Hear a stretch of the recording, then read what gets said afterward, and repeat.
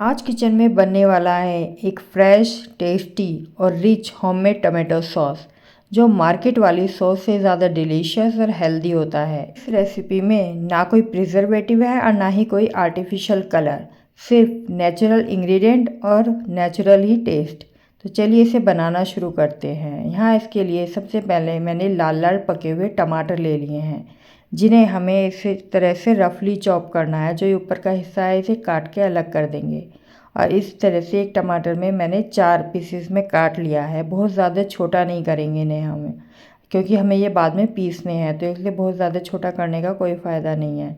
तो इस तरह से हम सभी टमाटर को इस तरह से 4-4 पीसेस में काट के तैयार कर लेंगे। जब घर पर फ्रेश टमाटर से सॉस बनाते हैं तो उसका टेस्ट भी फ्रेश और नेचुरल होता है, और बाहर वाले तो सॉस का पता नहीं होता कि किस तरह के टमाटर उसमें यूज़ किए गए हैं। ये tomato sauce pizza, pasta, sandwich या किसी भी तरह के स्नैक्स के लिए एकदम परफेक्ट है।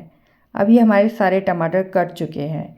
इन्हें हम इस कढ़ाई में इन्हें डाल देंगे, क्योंकि अब इन्हें हमें पकाना है। तो ये सारे टमाटर अब हम कढ़ाई में इन्हें ट्रांसफ़र कर देंगे इस तरीके से। अब बारी है इन्हें पकाने की, तो इसके लिए हम गैस जलाएंगे और उस पर ये अपनी कढ़ाई रख देंगे। और इसमें हमें कोई भी बिल्कुल भी पानी नहीं डालना है, ये ऐसे ही पकाने हैं हमें बिना पानी डाले। तो इन्हें अच्छे से 1 से 2 बार चला देंगे हम इस तरीके से पूरे, जिससे कि ये नीचे लगे नहीं। स्टार्टिंग में इसे स्लो टू मीडियम गैस पर पकाएंगे। और इसमें कुछ खड़े मसाले डाल देंगे, जैसे हमने 1 तेज पत्ता, 1 बड़ी इलायची, 2 छोटे दालचीनी के टुकड़े और 4 लौंग डाल दिया, जिससे कि इनमें इन खड़े मसालों का एरोमा आएगा और हमारा ये टमाटो सॉस फ्लेवरफुल बनेगा। तो इन सबको अच्छे से मिक्स कर देंगे। और उसके बाद ये देखिए आप, जल जैसे पक रहा है तो ये अपना जूस रिलीज़ कर रहा है। इसमें हम 1 चम्मच नमक डाल देंगे, जिससे कि ये जो टमाटर है हमारे अच्छे से सॉफ्ट हो जाएंगे और जल्दी पक जाएंगे। तो इस तरह से सबको मिक्स कर लेंगे और फिर इसे हम ढककर पकाएंगे। और करीब 5 से 10 मिनट पकाने के बाद इसे हम दोबारा से खोलकर देखेंगे और इसे अच्छे से चलाएंगे। देखेंगे कि हमारे टमाटर कितने गल गए हैं। अभी हमारे ये टमाटर पूरी तरह से नहीं पके हैं जितना हमें चाहिए, तो इसलिए अभी हमें इसे और पकाना है। तो जब तक ये पूरी तरह से मैश ना हो जाए उस कंडीशन तक पकाना है। अब 15 से 20 मिनट के बाद आप देख सकते हैं कि हमारे टमाटर बहुत अच्छे से पक चुके हैं, किस तरह से मैश हो रहे हैं। तो बस यही हमें चाहिए। तो इस स्टेज पर हम गैस को बंद कर देंगे। इस तरह से अच्छे से देख लेंगे और अब हमें गैस को बंद करना है और बस इन्हें ठंडा होने के लिए रख देंगे, क्योंकि हमें एकदम गरम गरम में इसे नहीं पीसना है। और जब ये ठंडे हो जाएंगे तो इसमें जो हमने ये खड़े मसाले डाले थे वो सभी हम इसमें से निकाल के बाहर कर देंगे।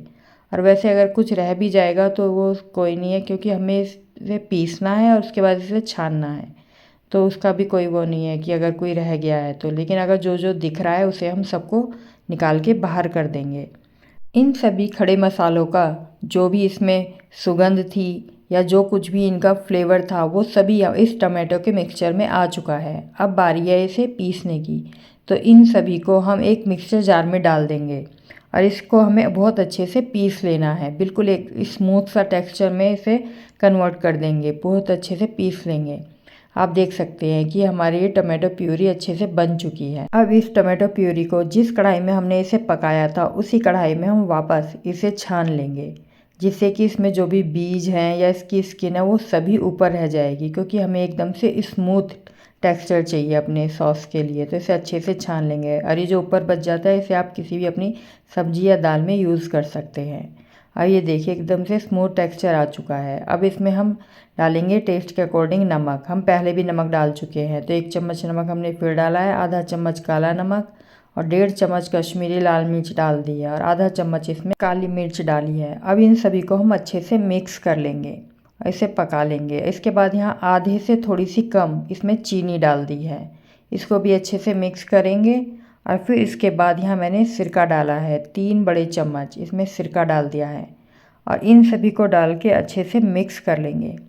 और जब ये अच्छे से मिक्स हो जाएगा, अच्छे से पक जाएगा, तो एक बार इसे टेस्ट करके देख लें। तो जिस तरह का आप चाहते हैं कि थोड़ा सा आपको मीठा कम लग रहा है या खट्टा कम लग रहा है, तो वो आप अपने हिसाब से इसमें एडजस्ट कर सकते हैं। और जब ये अच्छे से पक जाए फिर एक प्लेट पे डालकर देखेंगे, ये अभी थोड़ा सा नीचे को बह रहा है, तो इसे अभी हमें थोड़ा सा और पकाना है।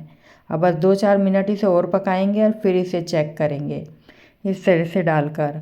और अब ये इस तरह से नहीं गिर रहा है, ये एक तरह से थिक सा हमारा सॉस बनकर तैयार हो गया है। तो ये हमारी परफेक्ट कंसिस्टेंसी बनकर आ गई है। अब इस स्टेज पर गैस बंद करेंगे और इसे ठंडा होने के लिए रख देंगे। और जब ये ठंडा हो जाएगा तब इसे किसी भी कांच की बोतल में या जार में या किसी भी इस तरह के कंटेनर में इसे स्टोर करके रख लेंगे। और इसे करीब 2 से 3 हफ्ते तक इसे हम फ्रिज में रखकर यूज़ कर सकते हैं। तो अब से घर पर बने हुए सॉस का मज़ा लें अपने पसंदीदा स्नैक्स के साथ।